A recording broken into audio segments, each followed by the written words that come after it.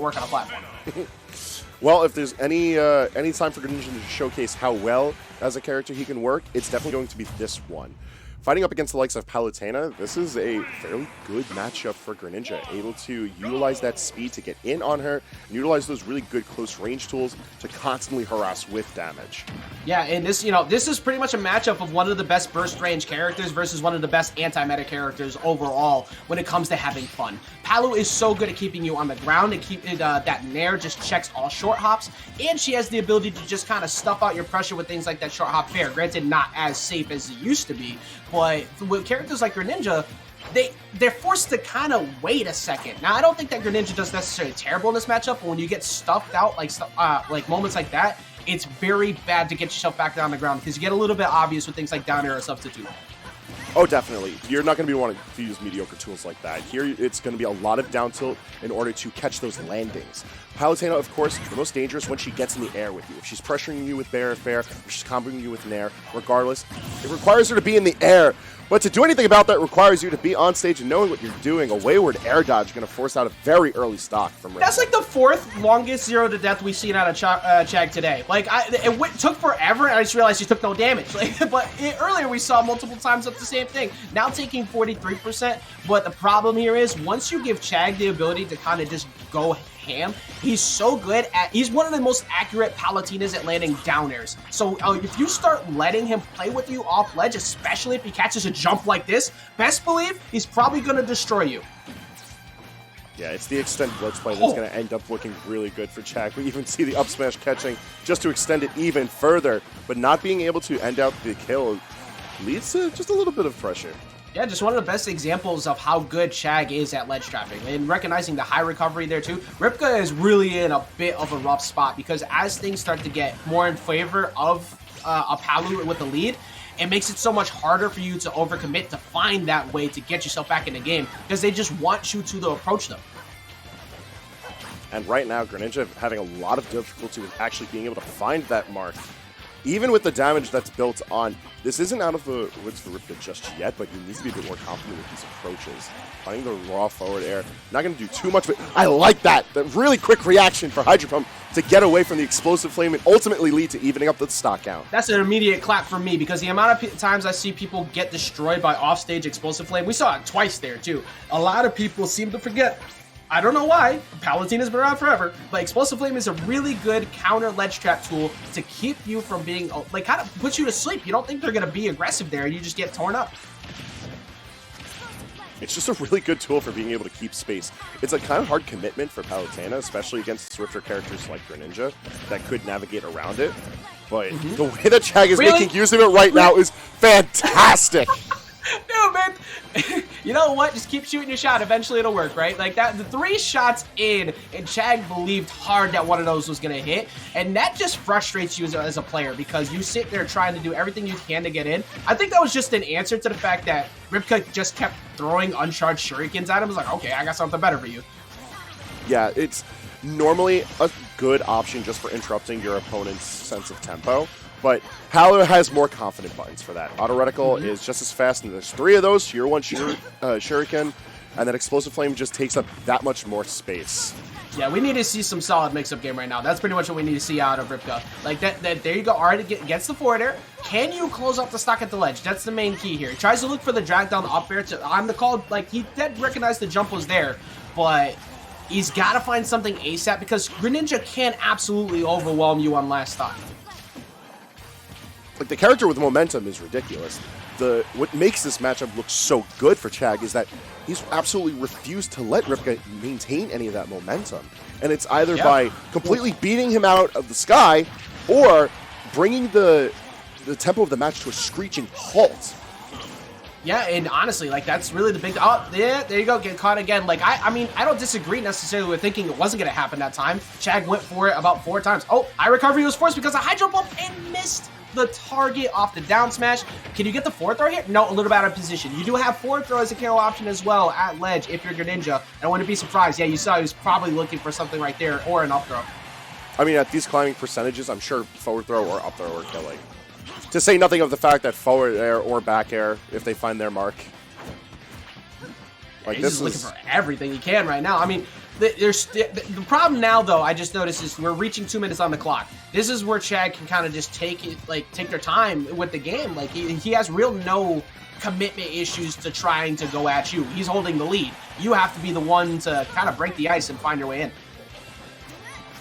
And if Ripka's not confident with being able to find that way, the game is as good as Chag's. Yep, and that just happens. That happens, like, in this situation, what happens to people usually when they get torn up by characters who are very fast, like a Fox or a Greninja? They decide to approach with a lead too much. When you do that, you're setting yourself up for disaster. Chag is taking the approach of, I'm going to let you come to me because I have you at kill throw percentage 2 at the ledge and possibly like a called jump into up air. Now Chag is just saying, I don't care about all this zoning you're doing to me. Approach me or we go to time. That's pretty much what we're doing here. It's do or die, but Ripka's not going to find the answers for it here in Game 1. A very impressive display from Chag to showcase that he's in the driver's seat for this one. Yeah, like that, and that's just the way that things like go down sometimes when you're fighting against a character like a Palu, because why do they need to approach? And I know that doesn't seem like it is definitely not the most fun thing to deal with when you're fighting against someone, but you want to win. And if you want to win, you need to play to a proper win con. And we're going to be seeing, it looks like Ripka's trying to take that win con away by going to a much smaller stage here in Smashville. There's going to be some good combos for Palu, but Greninja will actually be able to stay close to him the entire time. Where that Game 1 really showcased the patience behind Chag and willingness to use those zoning options from Palu, I feel like this is a stage that very much invites Palutena's ability to scrap. She's able to cause scrambles really easily and win out in them because of back air and because of dash attack. And I don't even know what to say for that one. First stock taken in the first 20 seconds of the match. Chag is not missing a beat here. Chag has some of the coolest and the lamest zero to deaths I've ever seen. but you know what? Zero to death is a zero to death nonetheless. You'll take that every time. Like we've seen recently what Chag is able to do to, I think it was Leo on Twitter with one of those clips. But I mean, the way that Chag has a lead right now, the way he's been playing, I wouldn't be surprised if we start to see him do exactly what you just said. Why not scrap now? There's just no space to run, really. There's no space to effectively zone, especially when you take into consideration Ripka's speed that he's able to exhibit with Greninja. You can navigate from one side of Smashville to the other with no problem at all. And you could do something with that speed because there's plenty of space to be able to combo. Oh! And that's something that Ripka's showing us right now.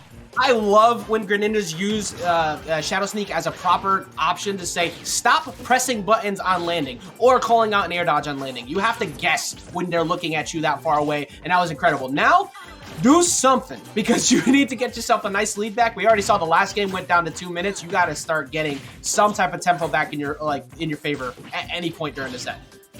Like a willingness to press forward through the projectile wall is what's going to make or break Greninja's ability to have any stage presence here. But you need to do something with actually getting in. You need to get that damage. Figuring out those early percentage combos and a proper link into them is really important, because right now, Chag is running away with this momentum. Yeah, and right now, pretty much everything we're seeing, like the match is being played accordingly, and Chag is just outplaying it right now. We've seen that quite a few times throughout some of these sets tonight. As good as everybody is, we're seeing like a slight skill gap in some of these spots, because everything about Ripka says, I really want to try and condition you to stay in shield. That's what all these shurikens are doing. You know what they're not doing, though? Actually keeping Chag in shield, because he's not scared of them whatsoever. Yeah, that's one of the problems that I find with players that are trying something really hard to act in the sense of conditioning. It means nothing if your opponent isn't already scared of your base plan. And right now, Ripka ought to be terrified of Chag, because that was a seamless win into Game 2. Dude, man, and that was just so, like, the way that Chag breaks down people's play is just, it really is one of those stopgaps for the, like, what people need to improve on. I'll tell you, as frustrating it is to fight people like how good he is on defense, you need to learn how to fight people who are this good at defense. Because if you can't get through this, you don't crack that top 20 on a PGR. You just don't. So once you start to learn how to deal with this, things do improve. Right now, we're not seeing it out of Ripka yet, but I am hopeful we'll maybe see it here in game number 3. Well, the return of Smashville, I think, is as good a pick as any. And we saw bits and pieces of Ripka playing the stage well. It's just now a matter of playing it better than Chag, which might be a tall order, but hey, you're still around and you're not dead yet, so make it count. Remember what I said before about the whole downer thing? Yeah, we've reached that point where Chag is starting to say, all right, I want to blow stuff up. He's, yep, starting to, you already see it. He's going off stage trying to bait like an early up B or mess with the timing of Ripka so he can get data on how Ripka likes to aggressively recover when he's getting pressured there. If he continues to figure that out, there will be a down air at, like, probably within the next 30 seconds that's going to destroy Ripka off stage. I mean, for Ripka's sake, I can only hope that they can manage to keep this battle on stage, because that's where they're keeping a lot of these scrambles even. They're not really running away with the damage, but they're at least making sure that the damage tacks on to Chag so that they can do something with it eventually. Yeah, it seems like Ripka's adjustments around some of this already is to go for high recoveries, try to get airborne and stay away from this and just kind of guess on the juggle on landing, because so far it's actually been working a little bit better. Find himself back even. So a lot of these situations he was getting cooked at ledge with Chag is so good. Seems like he's kind of figured out, if I recover high, I take less damage potentially, so far at least. No, yeah, the more grounded approach to this matchup, I think, is really smart, because when you stick yourself low to the ground, you're able to respond to Explosive Flame a lot more easily. You can invalidate Auto Reticle by just having it shoot over you. And you can, in turn, react to Palu Buttons. But how about Palu Buttons reacting to you? Fantastic catch from Chag. So here's the thing, right? If we start noticing somebody's doing a lot of jumps or something as a way to get out of regular defensive options, you best believe that the opponent is going to figure it out at some point too. And that was just all on Chag, kind of just leaving those jumps, the high recoveries alone until he decided to just snipe that out. And then decided to do something that I am not anywhere near sure. Maybe that was meant to be a short range side B on the platform as tech chase, but I mean, hey, you take that in a gift basket. That's a whole stock he just gave to you. Hey, listen, in the words of our forefathers, we take those. Any type of evening of the game against the likes of Chag, when he's 2 games up on you, we'll take it. Hey, man, look, every single one counts. And right now you're looking at a 2-game deficit, and all right, there you go. He's starting to slowly bring this back. Can you find something at the ledge? He has not been able to successfully, there it is again, he has not had good, successful, consistent ledge traps against Chag at all. That is a massive amount of the toolkit that Greninja is so good at, gone. It's rough because Chag keeps on mixing up how he's going to return to the stage. And Warp itself is a very swift move. Yeah, it's surprising. Like, you don't expect them to kind of do that. You can react on sound cue with some characters the moment you hear the warp start, but for Greninja, pretty much the main thing you would do there is run off stage to a back air and try and go for a stage spike. You know what that does lead to, though, if you miss? You just gave up stage positioning to Chag. Yeah, and that's just too great of a risk to take. I feel like the more reserved approach, even if he is failing to find these options, will ultimately work out more in his favor. Oh. Okay, all right, so had to air dodge read, but doesn't believe hard enough in the option right there, but gets the timing on the neutral get up with the forward air. And hey, man, I'm pretty sure this is the first stock lead, however it may be short, but we've seen out of Ripka so far in the set. It is, but now we need to see him do something with it. That's the important part. Rack up that damage, maintain that pressure, force Chag to approach you. Because in Game 1, we saw how heavily Chag was able to force the approach out of Ripka and rack up so much free stage control and free damage. Now it's Ripka's turn to do the same. Yeah, I mean, if I'm Ripka, I'm chilling, like, on the other side of the screen, far away from Palu, off the blast zone, as a matter of fact, that far away. So here we go into the last stock. Only 35% put onto Chag, and unfortunately, that's an air dodge down that he almost got hit by on that nair, which could have led to a very bad spot for Ripka. You know, both players getting a little frisky at the ledge. Not going to amount to too much, but it's about as even as a situation as you can ask for, all things considered. Yeah, I mean, 30 to 59, this is just one mistake away from being caught by a nair or one of these space forwarders into dash attack. As you can see, it seems like that's what Chag is looking for here, trying to just push Ripka back the ledge. I think Chag just understands he's constantly been winning every time he gets him a disadvantage. Much like so, that's your jump gone. Can he get the read? Just misses with the nair on the landing. Yeah, Greninja's able to hit those landings pretty easily because of his speed.